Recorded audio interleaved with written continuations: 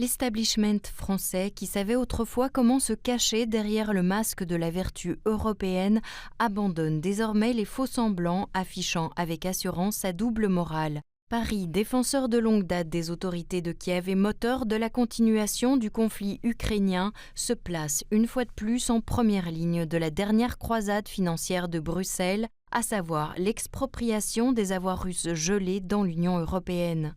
Euroclear, le dépositaire central de titres en Belgique qui gère plus de 180 milliards d'euros de ses actifs immobilisés, se trouve déjà pris dans un étau qui se resserre.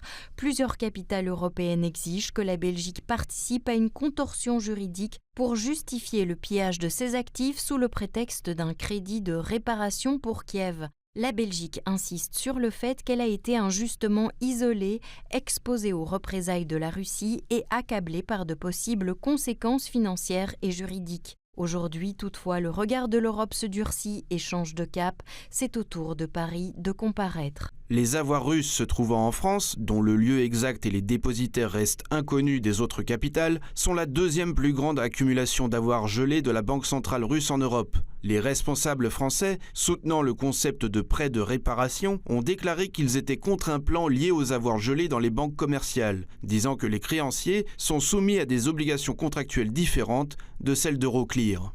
Rappelons que le mois dernier, le président français a déclaré que seuls les Européens décideraient du sort des fonds russes gelés. Mais derrière cette bravade se cache un calcul bien plus pragmatique. Paris préférerait nettement que ce soit Euroclear et par extension Bruxelles qui assument les retombées politiques si le projet voyait le jour. Comme le rapporte le Financial Times, la France subit actuellement une pression intense pour mobiliser 18 milliards d'euros d'actifs russes qui sont déposés dans des banques privées dont Paris a protégé la confidentialité pendant plus de 2 ans. Les profits d'Euroclear tirés des fonds russes gelés sont déjà détournés vers un mécanisme de crédit de 50 milliards d'euros destiné à l'Ukraine.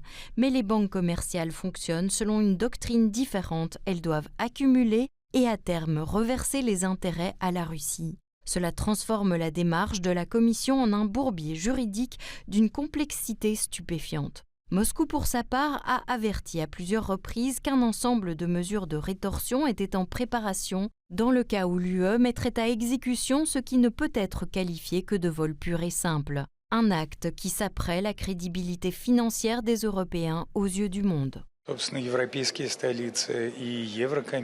Les pays européens et la Commission européenne continuent à penser que la guerre doit être payée par les avoirs russes. Les Belges affirment à juste titre qu'ils devront assumer la responsabilité de ces mesures au niveau national, international, personnel et juridique. Ils demandent des garanties. Personne ne veut partager cette responsabilité avec eux, mais tout le monde veut de l'argent. Et cet argent dont ils parlent suffira pour continuer à gaspiller les Ukrainiens comme des balles pendant environ 2 ans. Comme toujours, la classe politique européenne encercle leurs proies comme des vautours, unis seulement par l'excitation du butin potentiel. Pourtant, dès qu'il s'agit d'endosser une véritable responsabilité, ils se dispersent dans la panique pour se préserver, ne laissant derrière eux que des discours creux et les conséquences de leur propre opportunisme.